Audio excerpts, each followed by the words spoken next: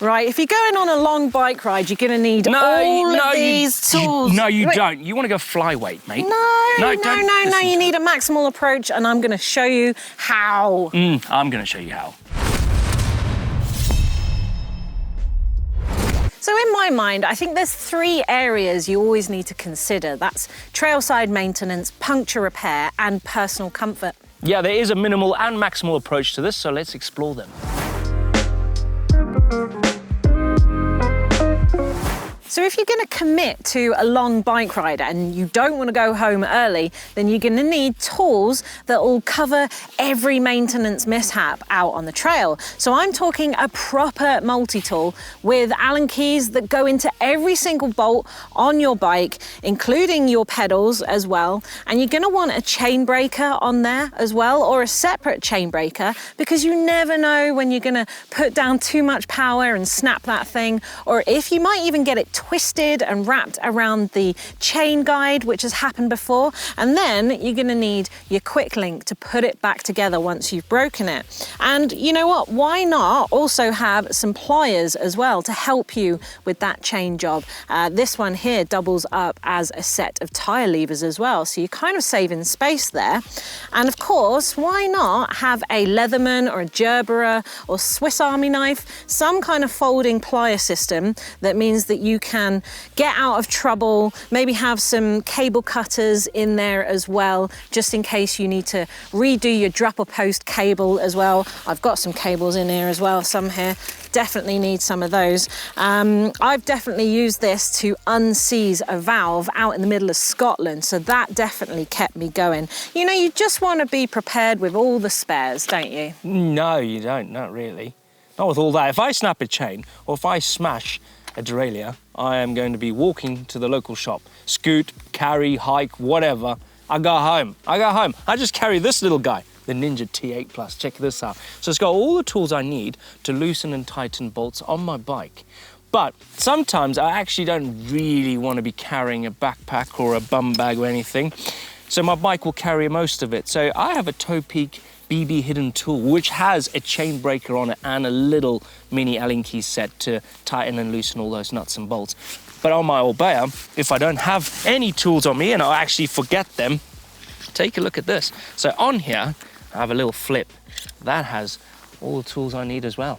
Same as that little guy there. And in here, I have the 6mm. There's a 6mm. So I can do that. Look at that. It's all you need.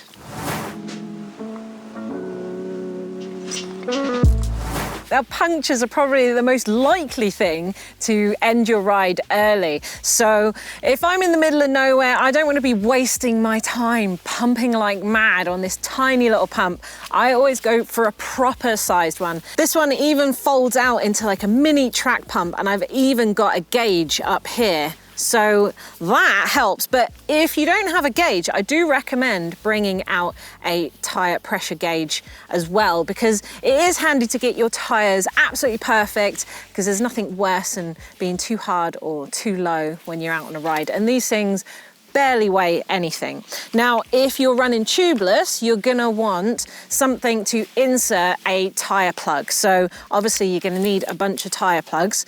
And just because you're going for the maximal approach here and having your tyre inserter and your knife and all that, doesn't mean you have to buy extra stuff. My multi-tool actually comes with the tyre inserter. It even has this little file here to sort of open out the holes if you need to. And we've even got a knife here, which is really handy for cutting those plugs and making sure they're not too long so they don't get ripped out when you're on the trail. Now, obviously, if that goes wrong, you're gonna need a tube, so always bring a tube and some patch repairs as well, just in case that tube also gets punctured. And if you're gonna Velcro strap it to your bike, this is actually really handy. I've actually strapped a tyre back together when I've slit the sidewall of a tyre before. Now, if you wanna try and repair it with a tyre boot, sometimes you can get away with some rubbish. So I've got some wet wipes here, which is a really good tyre boot to double up as. Maybe even an old gel wrapper will work as well. And hey, if you're dealing with sealant, then some wet wipes does sort the mess out afterwards as well. Look at the thing? That thing's massive. I like a small pump, like my Topeak Roadie TT Twin Turbo. This thing goes everywhere with me. It's enough to pump up that tyre. But I do like to carry a CO2 canister as well to give me maximum pressure to that tyre, to basically seat that bead to that rim. Now, there's one thing I like to agree on, and it's when you're running tubeless, plugs. Now, I'm carrying this tiny little PE's plug kit here, and inside there's a spike and 2 different types of size of bogies, which I like to call them. They are the little rubber things that you put inside the tyre. I don't have a knife, so I'll just push in that little plug all the way to, it's a little bit sticking out, but not too close in because you don't want to lose it inside the tyre. Now, I do carry an inner tube, not on my body. I like to carry it on my bike. So I got this Topeak strap right here with a Vittoria inner tube there. But if I don't want to have anything on my bike or on my person, sorry, I like to strap it in here. But the best thing about this Orbea, it does have this little box in here in the down tube with a little neoprene bag in there so I can store all the tools. And this pump fits in there as well, which is cool. No need for all of that. Nah, get a puncture, plug it, or put an inner tube in it. Okay, let's talk personal comfort now. So we're talking clothing and we're talking food mainly. So when it comes to visiting a place like this where the weather's pretty changeable, as you can see, or whether you're going up to over 1,000 meters in the mountains, then it can get really cold up there. The weather could be completely different to what's down in the valley. So I'll always take a proper jacket in those scenarios. Gore-Tex if you can, but definitely a waterproof to help you. Now, if you're somewhere warm, then even descending can give you a bit of wind chill, or if you're going up really high, it can still be 10 degrees for every 1,000 meters you climbed cooler up there. So a storm jacket wouldn't go amiss. So something like this just takes the wind chill off and it packs down really small, so it won't be taking much space in your bag. And you know what, if it's autumn or spring, then a neck warmer does a lot for holding that warmth in your clothing and in your jacket. And it doesn't weigh much and it's tiny, so you might as well bring it. Now, when it comes to food, I'll always bring solid food out on a long ride. Of course, you can bring gels, but you're not racing here, and sometimes too many gels can affect your stomach.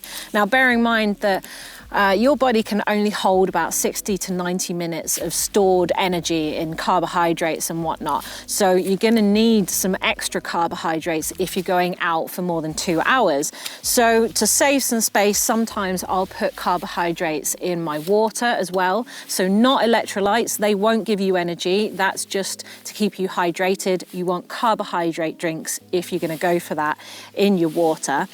And then why not think about things like spare gloves, spare socks, just in case it rains all of a sudden. Maybe you want a glasses cleaner as well to make sure your vision's still on point. I would probably bring a first aid kit as well, just in case the worst happens. Some stereo strips will get you out of a lot of trouble as well. What else have I got in here? You've got so much stuff. I know. So much stuff. I like to carry stuff that, well, minimalistic. On my bib shorts, I got little stash pockets. I got my pockets I can stash stuff on. My bike is a mule, it's carrying me, and my tools. I like to just go with a pair of gloves, keep my hands nice and warm, especially when the weather changes up there. Look at that. And I like to carry as much water as I can. So I've got a bottle there, and if I carry my bum bag, I'll get a bottle in there as well. But there's one thing that is food. I can agree that you've got some food there. I like to stop off at a cafe, and there's one right behind me. Oh, yeah. Yeah. Well, what do you guys think? Would you go for the minimal or the maximal approach? Maximal, I minimal, think is minimal. Best. Maximal. You get more fun. Let us know down in the comments below which person you are. And if we've missed any essentials that you always bring out on a big ride, then let us know down in the comments below and help out that GMBN tech community. Yes, please. Cup of tea, Anna. Oh, okay. It's on me because there's a cafe there. Oh, okay. None Let's of do that. it. Did you bring a percolator and all cooking stuff in there? Yeah, there's a stove in there. I'm surprised you didn't bring the kitchen sink.